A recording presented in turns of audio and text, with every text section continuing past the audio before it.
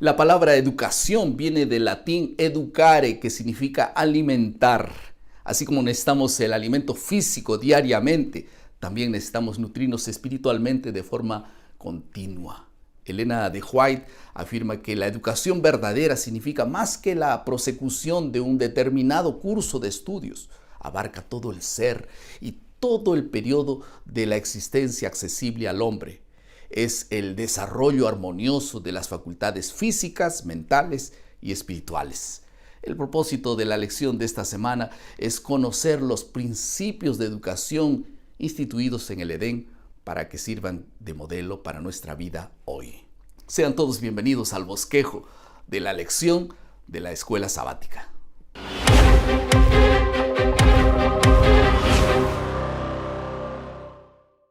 Estamos en un nuevo trimestre y tenemos una nueva lección y un nuevo tema también. El título general de la lección de este trimestre es la educación. Y el título de la lección de esta semana es la educación en el jardín del Edén. Veremos en el bosquejo de la lección de esta semana 4 principios fundamentales de la educación cristiana que son extraídos de la experiencia del jardín del Edén. El primer principio es el principio de conocer a Dios. Dios sabía que el hombre necesitaba estar en un íntimo relacionamiento con Él. Por esto, Él creó un espacio particular en el Edén. Y Henry Dunster, el primer presidente de Harvard, declaró una gran verdad. Escuchen lo que dice él. Dice que todo estudiante debería recibir instrucciones claras para que considere bien el propósito principal de su vida y también de sus estudios, que es conocer a Dios y a Jesucristo, que es vida eterna. Y el objetivo de la educación cristiana lo podemos extraer aquí de la palabra de Dios. Proverbios 9:10 dice: el temor de Jehová es el principio de la sabiduría, el conocimiento del Santísimo es la inteligencia. Entonces, toda la Biblia confirma que lo más importante es conocer a Dios. Juan 17:3 declara que la vida eterna consiste en conocer a Dios. Y este principio principal de la educación puede ser extraído a través del conocimiento de la naturaleza, de las escrituras y también del servicio a los demás. El segundo principio de la educación cristiana es dar responsabilidades. Génesis 2:15 dice que tomó pues Jehová, Dios al hombre, y lo puso en el huerto del Edén. ¿Para qué? Para que lo labrara y lo guardara. Y esta responsabilidad es un mandamiento y también es una bendición para todos nosotros. Dios nos ha dado a todos talentos y dones que nos ayudan a proveer lo necesario para nuestro sustento. Pero el trabajo que Dios se honra más de cada uno de nosotros es el servicio, cuando ayudamos a los demás. El tercer principio de la educación cristiana es el libre albedrío. Dios creó al ser humano con la capacidad de elegir y seguir las orientaciones de Dios o no seguir las orientaciones de Dios le compete a cada uno de nosotros. Pero debemos saber una cosa, que todo esto tiene implicaciones éticas y morales, pues el individuo que actúa según su libre albedrío es también responsable por las decisiones y también las consecuencias de sus decisiones. En el jardín del Edén, Dios dio todas las orientaciones necesarias para que las personas tomaran las mejores decisiones. En el libro de Génesis, el capítulo 2 y el versículo 16, dice que Dios le dijo al ser humano: de todo árbol del huerto podrás comer, mas del árbol de la ciencia del bien y del mal no comerás, porque el día que de él comieres, dice la Biblia, ciertamente morirás.